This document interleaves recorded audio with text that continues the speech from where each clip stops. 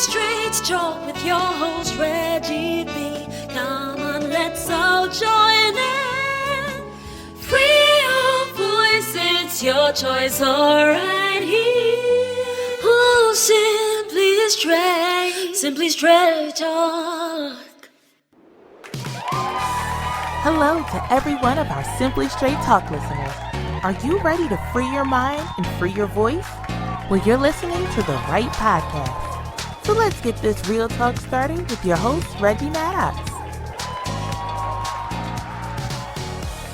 Hey everybody, and welcome to another episode of the Simply Straight Talk Show. This is your host, Reggie Maddox, man, and today I want to talk about 5 manipulation games that people play in the dating process. We all know that as single people, we all struggle in the dating game, and dating has changed over the years. We all know that. I'm not going to dig down into that. I cover that on other episodes. But today, I want to focus on 5 types of manipulation games that people play. Now, these are not games that just men play or games that just women play. These are games that men and women play. And I think a lot of people fool themselves when they start thinking that these are games that only men play or these are games that only women play. Because the truth is, both play games, both are good at the games when it comes to dating. Now, you have some people who enter the dating world with the true intentions of meeting somebody to build a long life relationship with. But then you have other people who are simply dating because they have ulterior motives. It's something they want. They want money. They just want to get another notch on their belt for who they slept with. Some people do it for revenge. Some people do it because they just don't care. And for some people, they say it's just fun. But what is it for you? Have you ever been played? I'm not going to sit up here and lie and say that I have never been played. Yes, this brother has been played in the dating game. It is not fun. It is not something that you enjoy. It is a lesson that you learn, but also it's a lesson at times that comes with a great cost, depending on the situation, emotionally, and sometimes it will hit your resources. But we want to talk about it today. We want to talk about 5 manipulation tactics that people use. We also want to talk about being self-aware when you're being played. Now, a lot of people are really good at these games. They're really good at it. They have mastered the craft of manipulating someone into believing that their intentions are true. But I want to say this. I think a lot of us recognize what they're doing, but we just deny it. We are in self-denial about what we're seeing because we honestly don't believe and don't feel that a person would do this to us. We want to believe that this person is sincere. But then again, if you've been hurt before and you're seeing some of the same signs, you may tell yourself mentally, you know what? I don't want to look too deep in this. I don't want to make somebody else pay for what somebody else did. Even though you are recognizing the fact that you have been through this before and this person is displaying, whether it's male or female, they are displaying the same signs of someone that's trying to manipulate you and don't have your best interest at heart. So that's why today we want to talk about this. We want to talk about this situation, how people get in these situations, why they stay in these situations. But we really want to talk about the situations themselves. And as we go through these, now, everybody has a name for what they've been through. These are names that I have selected and that I have chosen. Some of them you may know. Some of you may say, yeah, I know what that is, but I call it this. Whatever it is, it's still a game. Okay? So just remember that. So don't be talking about, that's not the name of that. Everybody has named what they have been through. Some of these you're going to recognize. Some of them you probably won't. I wanted to do this because I really kind of keep watch on my social media, things I see people post, things I see other people post on social media. And a lot of people complain about relationships. A lot of people complain about, oh, men aren't this, men ain't that, men ain't this. Then you do see some people saying, well, women do this, women do that. But like I said, it's not a male or female game. It is a person game, an individual. Male and females play the same games. They play the same games. And as soon as you recognize that, you will come to understand and be more mindful that there's nothing new written in the book. Every playbook by every player is still the same. It's just a different little bit of changes they made to do it. But anyway, let's get into this. First, the first one we want to talk about is called working it. Working it. Listen, working it. And when I say working it, I mean they are working you. That's why it's called working it, because it can be a him or her. It could be a woman talking about she's working a man talking about he's working a woman, but it is called working it. Now, this manipulation tactic is all about making the other person feel like you have their best interest at heart. They say the things they think you want to hear. They want to know about you and listen for the bad things that have happened to you, how you were treated in your past relationships. Now, they are not learning or trying to absorb this information because they want to make sure that you understand that love can be better and they are a better person, and to make sure that they recognize things that maybe, this may trigger an old memory and I don't want to do that. So let me avoid that, but let's discuss it so we can get past it and move on with a future together. No. That's not why they're trying to get all this information. See, they want to use this against you by doing the opposite. If you tell somebody, oh man, I never had a woman that used to cook for me, or I never had a woman, that really paid attention when I talked, or just listened when I came home from a hard day and just really showed she cared, or, just something like that. This woman is going to do the opposite of what the other women did, whereas they didn't listen, they didn't pay attention. They're going to do it, but the sole reason for doing it is they want to use it against you, because they want you to feel like, oh, she's different. He's different. This person is nothing like the person I met before or the person I've been with before. That's what they want you to feel. That's what they want you to think. And by doing that, they're sort of getting you to let your guard down. And once they get you to let your guard down, then they want to bring sex into it. And they want to use the sex to totally hook you. Not because they care about you or they want to show you that you're special. It's because they have a hidden agenda. Working it means they're doing everything to make that person feel like they are on top, like they are the one, like they are just cool. You the man, you the woman, you the queen, you the king. But the truth is, all they're trying to do is make you give to them without them asking. You're going to do for this person because you feel like this person is different. So while you thinking they're putting their all into you, really they're just trying to take what they can by having you give it to them. 90% of the things that they get from you, you're going to give to them because you feel like they're all in on you, and they're not. And that's a mistake that a lot of us make because we assume that a person has our best intentions and they really don't. So when they say that they're working it, they're working you. They're working you psychologically, getting you to leave. They're trying to leave an impression on you that you're the king, you're the queen. She's the best woman. She's the sweetest woman. They want you to feel like you are that woman. So you start opening up your purse. You start making little sacrifices for him. But he ain't really returning it back to you. He ain't really giving it back to you in the same way. You're putting more into him than he's putting into you.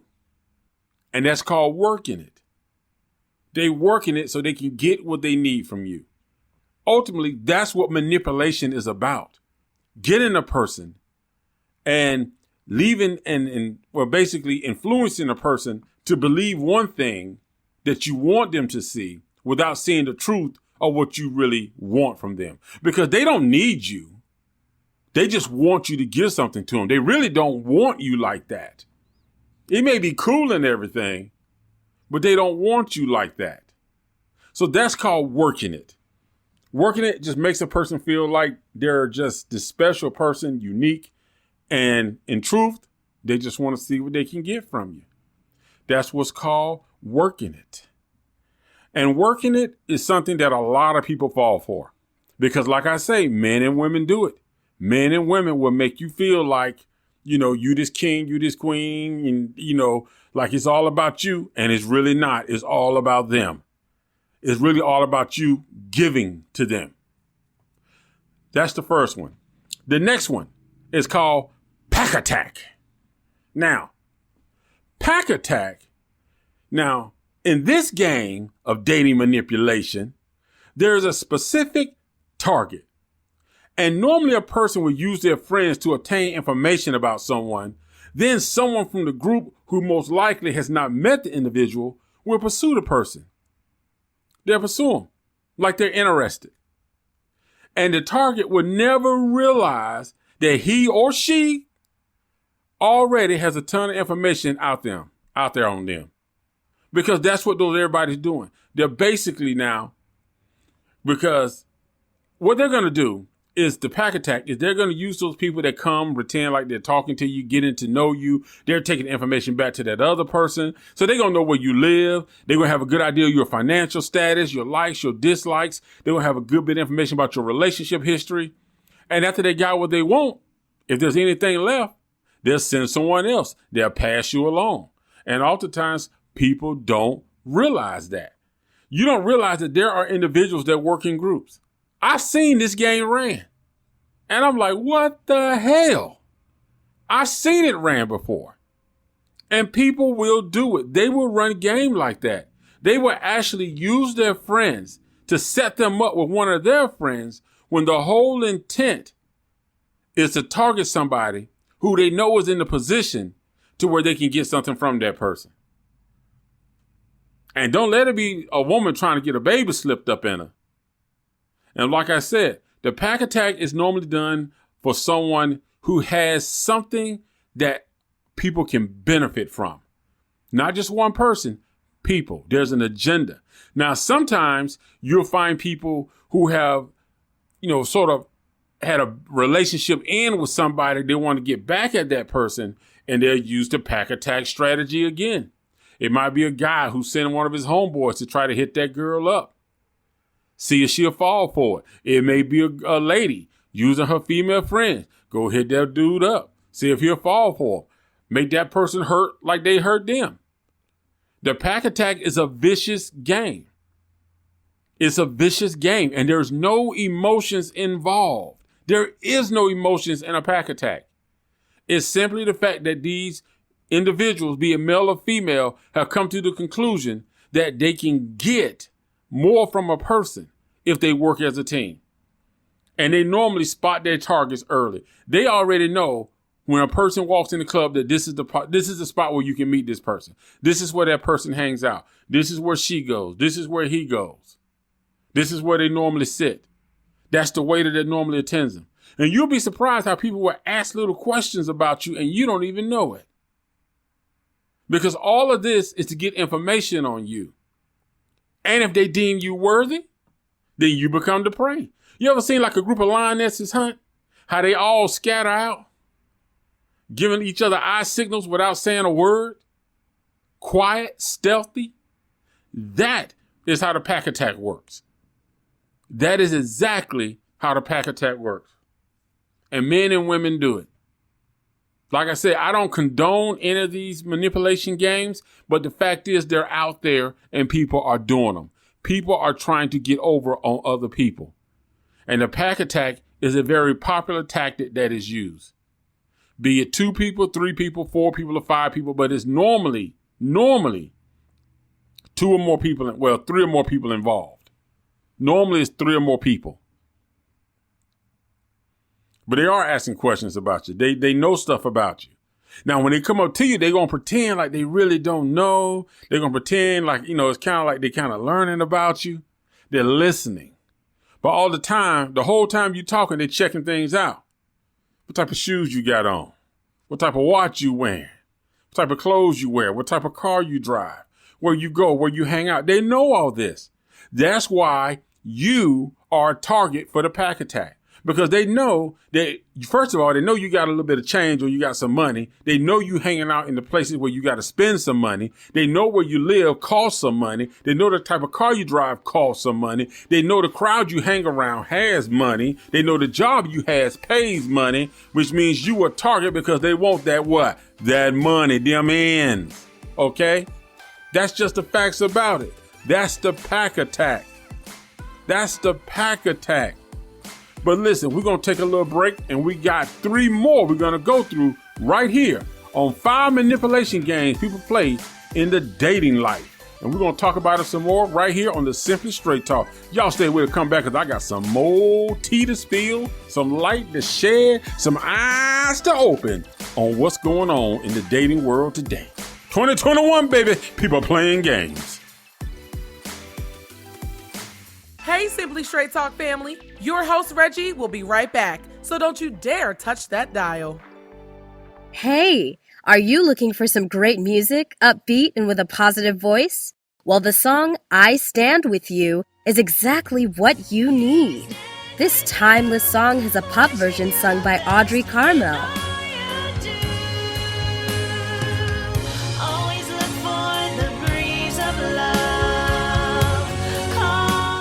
And a reggae version sung by General Steele, now known as Revelation. Now I know some days you may feel blue, Lord.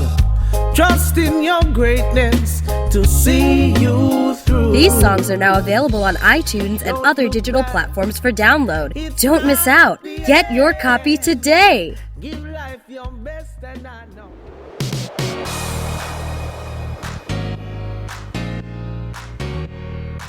Like what you hear so far?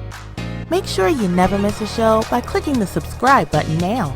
This podcast is made possible by listeners like you. Thank you for your support. Now back to the show.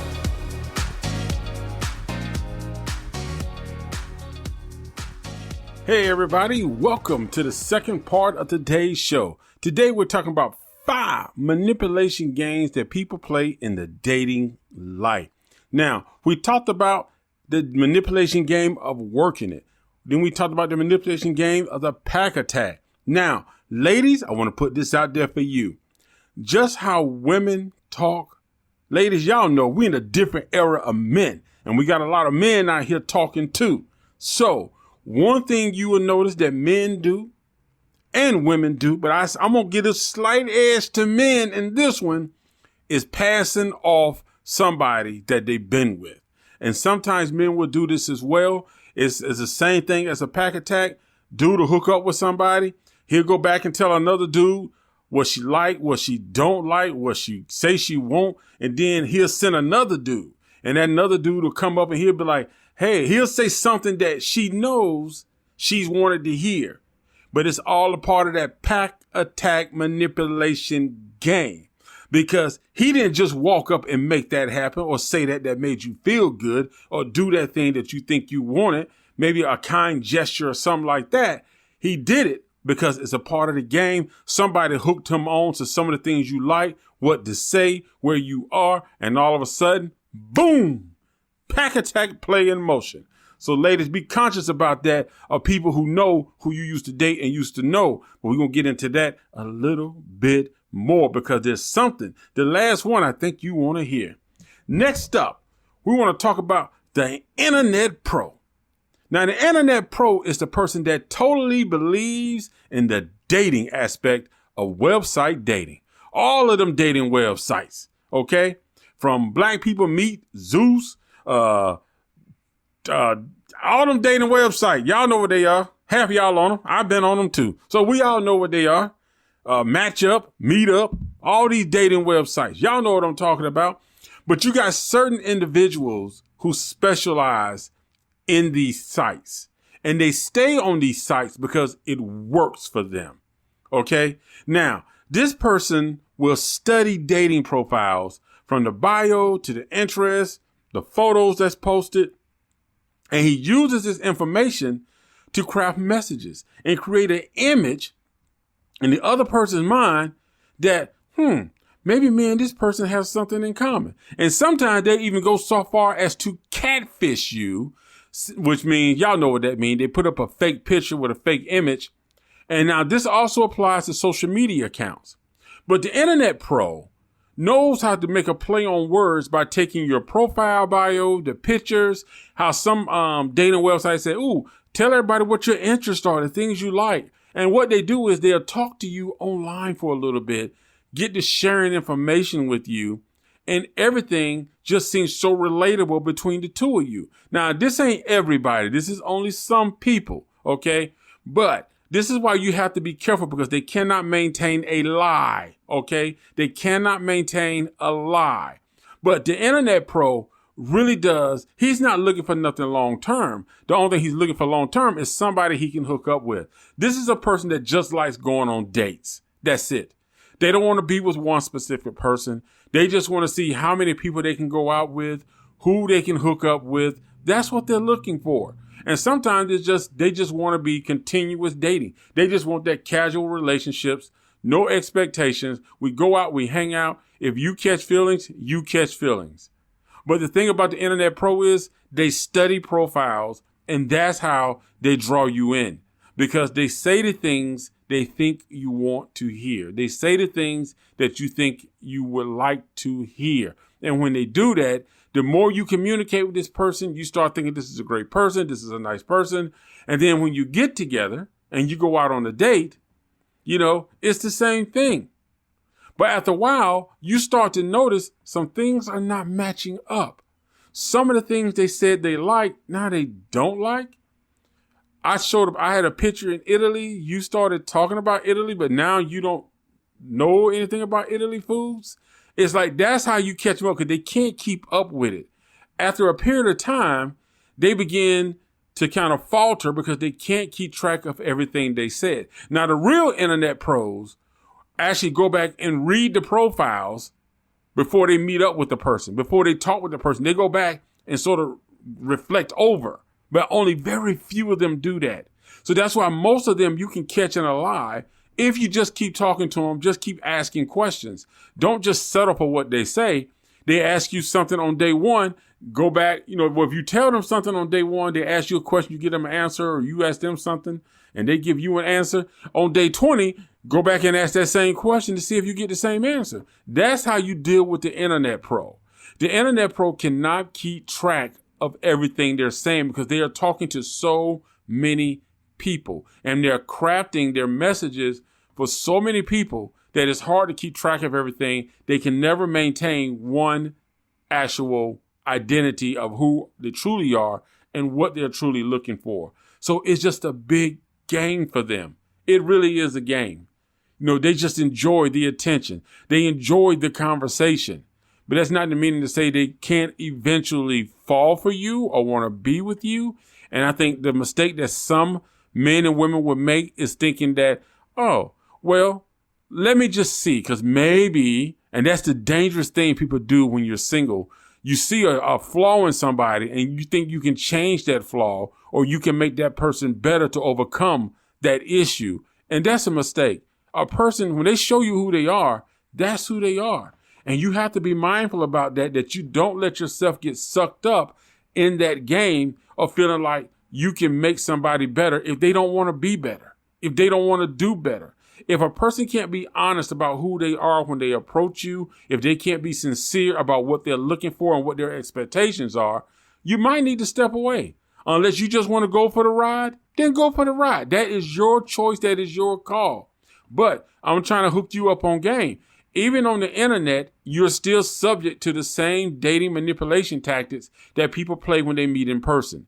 Like I said, the internet pro will study your profile. They will actually look at your picture, pay attention to the foods you're eating, what you're drinking. They'll pay attention to the type of places you like to go to, the type of clothes you wear. They're very detailed in studying your profile because it gives them an idea of how to approach you, how to get you interested in them, and how to make you believe that they are somebody that you really want to take a chance on and go out with.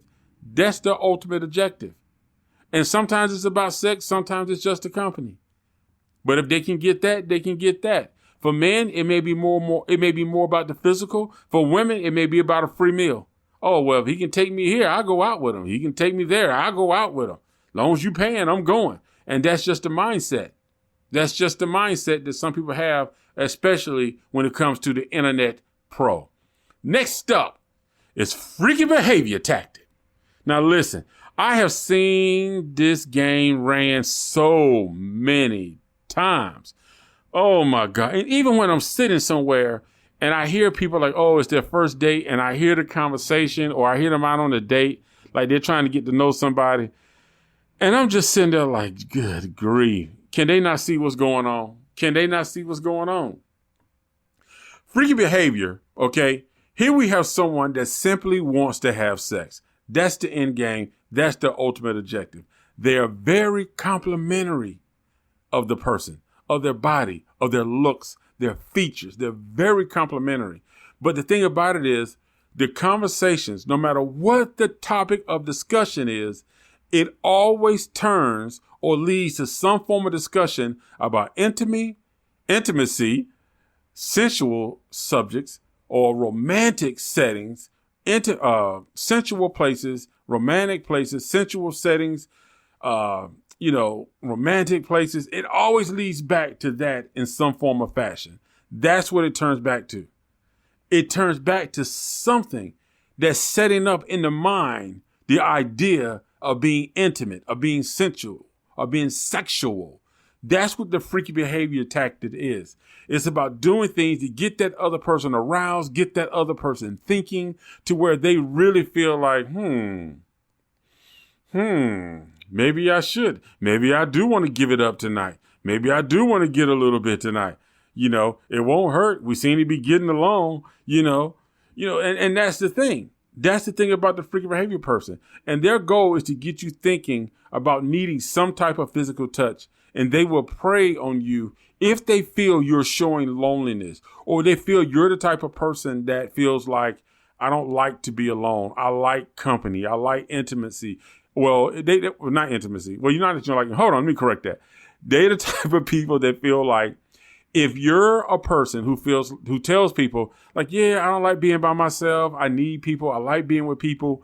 They would turn that into using that against you in a way to make you feel like, in order for me to have this person, I'm going to have to be intimate with them. For them to come over, I'm going to have to be sexual. And that's the mind game they play with the freaky behavior. They want you to be sexual in your interactions. If it's not sexual, they really don't have any interest. They're not trying to sit and watch movies. They're not trying to hang out with you. They're not trying to go out and do stuff together. It's basically, where can we meet that we can have sex?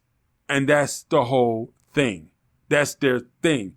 Every conversation. You could be talking about making butter. You can be talking about baking a cake. And for some reason, somehow, that conversation will swing into an intimate conversation or sexual conversation. That's how they operate. That's how their minds operate. And to do that, they have to sort of wean the conversation by listening to you and the things that you say you like or missing or needing, and they turn that into something about them. A simple thing like, ooh, you spreading that cake real nice. Oh, you can put that on me. Or I can spread that. It's always something, some little comment or remark to stir up a sexual conversation, to kind of test the waters, to see how far they can move in on you. That is freaky behavior. Next up, oh my goodness, this is a classic move that I have seen done. Walking the border. Okay, this is number 5, walking the border. Now, this tactic is based on one person keeping someone on the outskirts of their life. You don't know their friends. They're vague in information about their lifestyle or interests. Conversations are normally surface level, nothing deep, nothing personal. You don't have access to their social media. In some cases, they will have a fake profile set up, which is not connected to anyone close to them, with a few photos, but they'll tell you, I don't use social media like that. I'm not on social media like that. And for some people, that's true. But in this case, when a person has you walking the border, there's no emotional attachment on their part. None at all. And they're not trying to catch feelings. And if you catch feelings, then it's on you. That's how they see it. That is their mindset for the whole thing. It's on you. Now, the object of walking the border is to keep you intrigued about the mysteriousness of their lifestyle. So you can stay interested. It's kind of like you want to get to know this person, but they're not telling you anything. They're not really letting you in. But when they see you and it's face to face, okay, they would tell you things to make it seem like, oh, I care about you. I'm interested in you. But it's not long-term interest they're talking about. You know, you look good. You look pretty. How was your day? You know, compliments and flirts, you know, just to get you in the mood when they're in your presence. You know, they don't really call you. They don't really text you. Everything is limited. Everything is just, it's like you got restrictions on things you can do for them. They make it seem like they're so busy. They don't have time. Text and phone messages come at weird hours. And when they see you, it's all about sex. Now, this is how I explain having somebody walk the border. When you have somebody walking the border, let's say this, you are the city of Atlanta. You are Atlanta, Georgia. Atlanta, that is you. If you don't want nobody within your city limits, you will keep him or her on the outskirts of the city. You don't let them in, because to let somebody within your city means that they are getting very close to your personal life, and you don't want that. So you keep them on the outskirts. By keeping them on the outskirts, you maintain control of the relationship. You maintain control of everything you do, every place you go. You have control of everything. So this way, you can actually do what you want, where you want, and that person has no idea, because they're staying on the outskirts. They don't really know your friends. They don't really know your family. They're keeping you on the outskirts of their life because they don't want you in there. You're simply a toy. You're simply fun. That's it. And it's fun for that moment that the sex lasts. Once the sex is done, you're over with. They're through with you. Now, they can either keep you on the city limits or they can move you to the state line. The city limits is somebody they may feel like, oh, okay, the sex is really good, so I'll let them in a little bit, but you ain't getting into the city of Atlanta. You stay on the outskirts of Atlanta, okay? The sex is good. Now, the sex is not really that great, and you're sort of okay, but you're like a convenient, when they don't have nothing else to do, then they'll move you to the state line. Like, you stay on the outskirts of Georgia. You don't come inside Georgia's state line, okay? You don't cross Georgia state line. You stay in Alabama, you stay in Tennessee, you stay in South Carolina, but you do not come. You do not come. You can go to Florida, but you do not come inside Georgia, okay? Because you're not that important to them. And they love that control of keeping you on the outside like that. So that's what it means to have somebody walking the border. You're keeping them on the outside of your life. You call them when you want to have fun. It's all about having fun, which is having sex. That's it. That's all you want from them. And these are the type of people that when things don't go right or you catch on to what they're doing, all of a sudden you get people coming up to you, you know, telling you things like, But if you think about it, this person all of a sudden hit you up out of nowhere. Come on now. But I've seen people be stuck in the walking the border thing, man. Let me tell you something. That is a nasty game to play with somebody. All of these games are nasty, but I just don't believe it. You know, whether you're working it, the pack attack, you know what I'm saying? These games are not fun when you mess with somebody's emotions like that.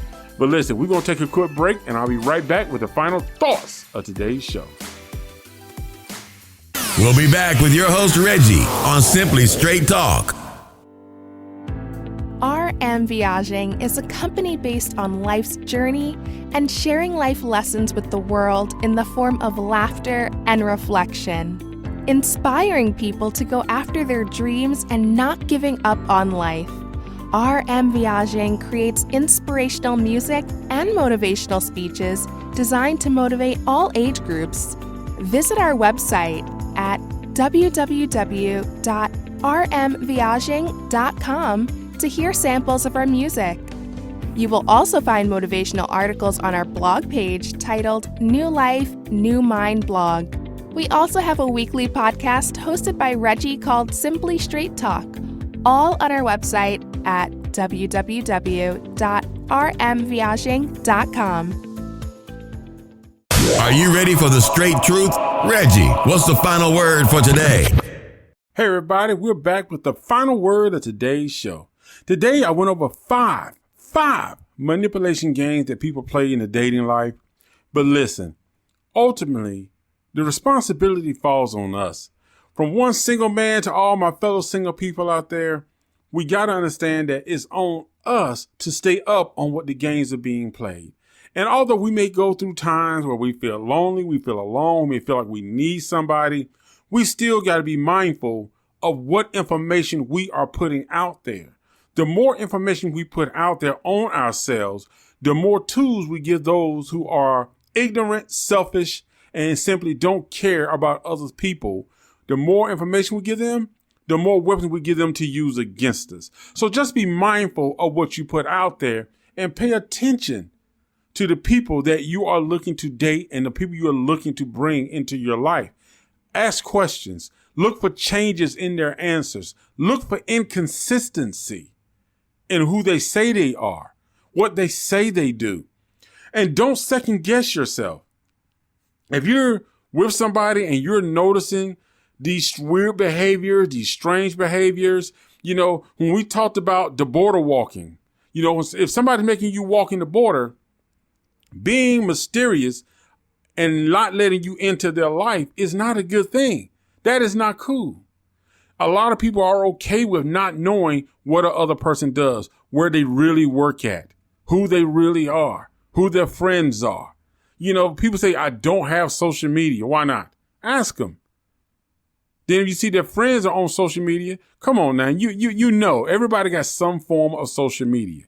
They may not be active every day, but they got some form of social media. But just listen to people and just be mindful about the things that they're saying. Ultimately, you have to pay attention to who people are, because people are telling you who they are. And a lot of people say, well, you know what? I never saw that coming. I didn't expect that. One thing I believe, and I believe this wholeheartedly, that a storm never just appears. There's always a warning before the storm. And I believe that God always gives us a warning before the storm comes to give us a chance to get out of that storm. But we sometimes will start to doubt ourselves, or we'll settle for things that we know are not good for us. We know that this person is not truly who they say they are. We know this person is inconsistent in their behaviors. They're inconsistent in their words. We know that we're talking to somebody and we know absolutely nothing about this person. They share nothing about their friends, nothing about their family, nothing about their life. You know absolutely nothing. But this is somebody you're trying to build a life with. Anytime a person has so many secrets that they can't share, that they keep you walking the border, something is wrong. Anytime a person feels like they're so into you, but they're inconsistent about that, they're not talking long term, but you're just putting out your resources, your time, and you're not getting that back. When they come to expect it and don't ask for it, but you're just giving it, something is wrong. It's like Teddy Pendergrass said, it feels good. Hey, loving somebody and somebody loves you back. That's a fact. Not a 40, 30, 60, 80. I'm talking about a 50-50 love. Yeah, I kind of screwed up those last bits of lyrics right there. But anyway, y'all get my point, man. What you put out, somebody should be giving back to you. It should not be unevenly. And be careful about people who just take and take and take. And when you stop giving, they get a little attitude and they pull back what little they pulling in. And be careful about people who think that their sex, women who think their vagina is all they got to put out there and you should be happy with that. Men who think the penis is all that they can give you the D all day long and you're going to be happy with that. That's supposed to satisfy you. Be honest with yourself. Pay attention. Listen. Ask questions. Remember the answers to those questions. Then come back to those questions and expand on it. Be mindful of people that when you talk to them, they get jittery and nervous when you start asking personal questions, or they get a little antsy, like, oh, I'm uncomfortable now. You asking me how many sisters I got. I don't like that. What is it? What is it? You done found something on me? Be careful about stuff like that. Be mindful about that. You deserve somebody that's going to give you what you're putting in. If that means you got to be single a little bit longer, be single a little bit longer. But truly, be careful about the information you're putting out there. Be careful about how much you're showing. If you're on a dating site, just say what you're looking for. Keep it vague. Pictures, just do pictures of you and a blank wall. That's all they need to see. They just need to see you. You don't need to have on your dating profile 28 to 30 pictures of everything you do in your life, because the internet pros are looking at you and saying, gotcha. I know just how to approach you. Some things people need to learn over time, and somebody who's really interested in you is learning about you, but they're learning about you long term, and they're also looking at building a future. They're not the freaky behavior person who's trying to talk to you just so they can get the conversation about sex. They're not the working person just trying to get something from you. They're not the pack attack who's trying to take advantage of you. Be mindful of that. Hey, thank you for tuning in today, man. I hope y'all really enjoyed the Simple Straight Talk show. I hope y'all enjoyed this topic. I appreciate all the love, all the support. Y'all stay with us. We're going to be back with some more great topics, more great shows. So y'all keep it tuned in right here, man, and y'all keep checking it out. So peace and love. Thank you to everybody. Alabama, I see ya. Ohio, I see ya. What's up? Thanks for joining us this week on the Simply Straight Talk podcast. Make sure you visit our website at rmviagem.com, where you can subscribe to the show on iTunes, Libsyn, SoundCloud, or Spotify, so you'll never miss a show. While you're at it, if you found value in the show, we'd appreciate a rating on iTunes, or if you'd simply tell a friend about the show, that will help us out too. Thank you, and see you next week.